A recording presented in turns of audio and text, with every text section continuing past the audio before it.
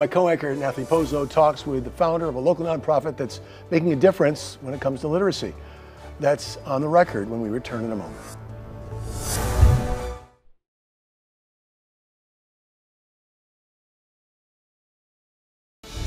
You're watching On the Record on WPBF 25.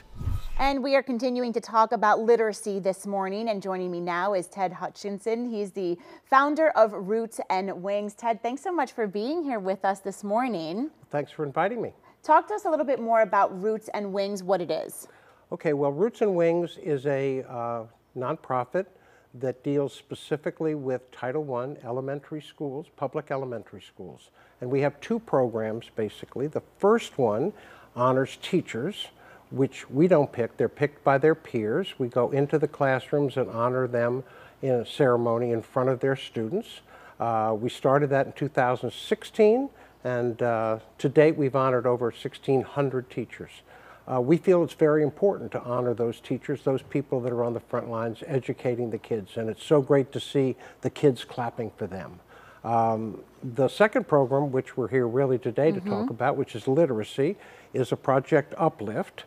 We started that in 2017 in one school with 30 kids in one grade, and today we're teaching after school in small groups, over 1,000 kids in 13 schools. Amazing, and we're talking about certified teachers who are taking part in these free tutoring sessions and helping children to learn to read, to get better at reading. Correct. Let's talk a little bit more about why it's so critical to make sure that our young students are reading well. Well, the real key is third grade. Up to third grade, you learn to read. You're taught by your teachers to put the letters together into words and trying to put the words together into sentences. Once you do that, by the end of third grade, you're expected to start to read to learn.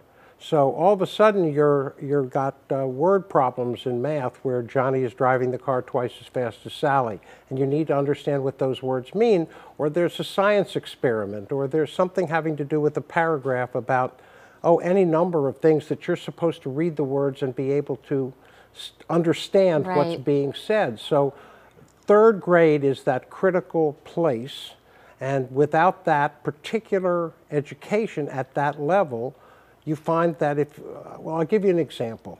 If you don't pass that third grade reading test, there's a 74% chance that you're not going to graduate from high school.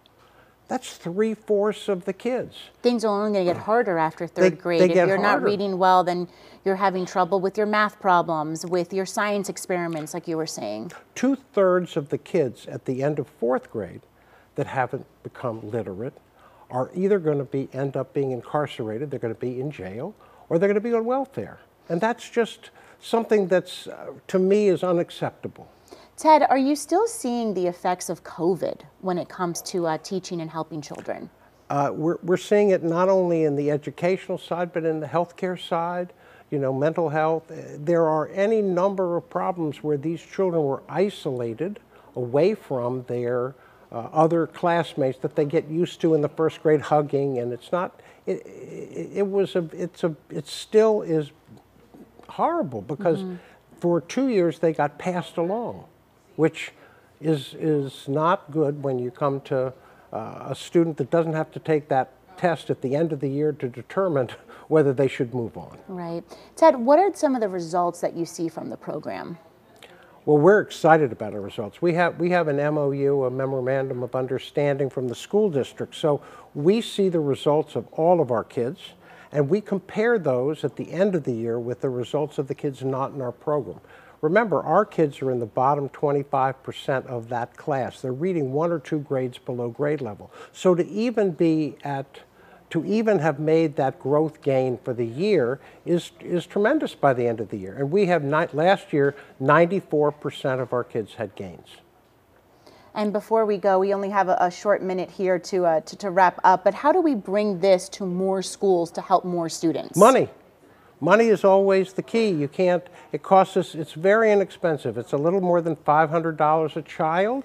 And when we get donations, we put them all together and we go out and add another school. And As since simple as starting that. just a few years ago, you've raised more than $5 million already. Well, you said last not, year alone? Not made. We haven't made $5 million. We've brought in $5 million, which has allowed us to have this kind of growth, which is wonderful because it shows that the community, which again is the key to this whole thing, community support is vital for any kind of growth to happen like this. All right, Ted, thank you so much for your time this morning and for speaking to us about this important topic. We really appreciate it. Coming up here on The Record, my co-anchor Todd McDermott goes and speaks with educators about community support.